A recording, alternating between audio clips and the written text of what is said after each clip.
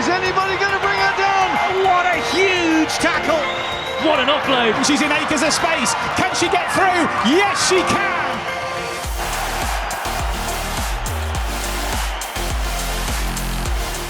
Now's the right time to launch the next cycle of the Premier 15s because we want to take it on to the next level. It's been really successful to date.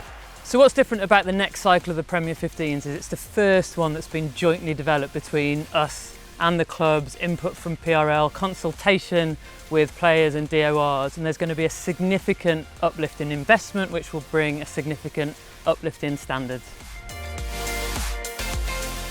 So the structure of the league will be up to 10 teams to start with, and there'll be potential for that to grow if it's the right thing for the league in the future from a performance perspective, from a commercial perspective.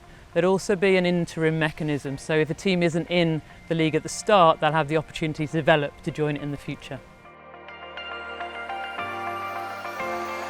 A new company is going to be set up jointly owned between the clubs and the RFU. That company will have its own CEO. There's a 10-year business plan that we've put in place, and that CEO will adopt and adapt that business plan and make it work in the best way possible for the league. The business plan says that the costs of this league will be up to £220 million. The revenue's closer to about 170 million, so there is an investment gap that will be filled by the RFU and the club. So this is a significant commitment from all of us to really make this league work. One of the most important pieces in this next cycle is really professionalising the league. And when we say professionalise, people tend to immediately leap to salaries and payments. We're thinking about it really holistically. So it starts with player welfare, and it starts with professionalising of the environment, and it starts with really increasing our facilities, our medical support, strength and conditioning, making players available at reasonable times of day so they can, yes, continue to work or continue in education, but also not always be training late at night or at the weekends.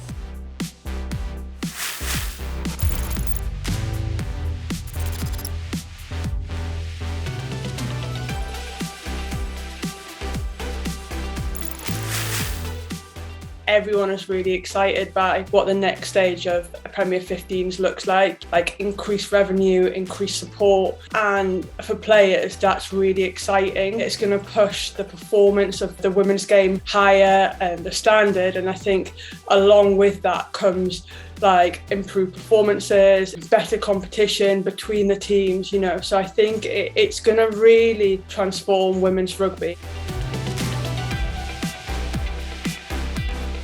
So we have such an exciting strategy for women and girls rugby. We call it Every Rose because we want it to be about total accessibility, huge visibility and sustainability so that we really grow and build the women's game. Premier 15s is part of that, and it's really about the showcase of the sport. So of course our England team, the Red Roses, are a fantastic advert for the game, but we think the club game can be that too. I think as Red Roses, as England Rugby, we want to be at the forefront and leading the way in everything related to women's rugby. And at the minute, we're doing that on the pitch as Red Roses. And then England Rugby are backing that up with creating this domestic league that is the best in the world. And we can see that by the amount of international players that want to come and play in the league. And I think as an English rugby player that has grown up with rugby in this country, to see whether the women's domestic game is now from all the years that I've been in, it's just incredible. And I think that's only going to get better, with what the RFU want to do for the game, and hopefully we'll take it on to another level.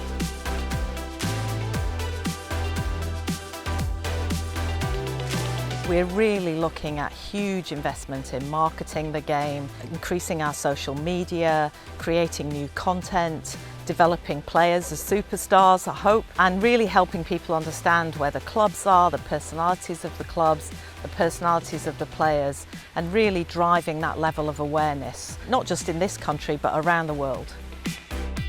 Naturally, that's going to improve the performance of the league, and so it should be an even greater spectacle, which brings more fans into the game, whether that's at the games, increased TV audiences, and then you've got the whole social media platform of how fans will interact with teams and how we grow that audience, because that's where we need to take the Premier 15s to that next level. We have a great product, but we need it to be visible and seen by fans. We need it to be seen by future generations of girls that want to play the game. So I think it's a really exciting time to just see where the game can go on pitch, from the standards it's going to increase and the performance is going to increase too, but off pitch, and about how that can generate a spectator base, how it can generate increased revenue, commerciality, that sort of thing.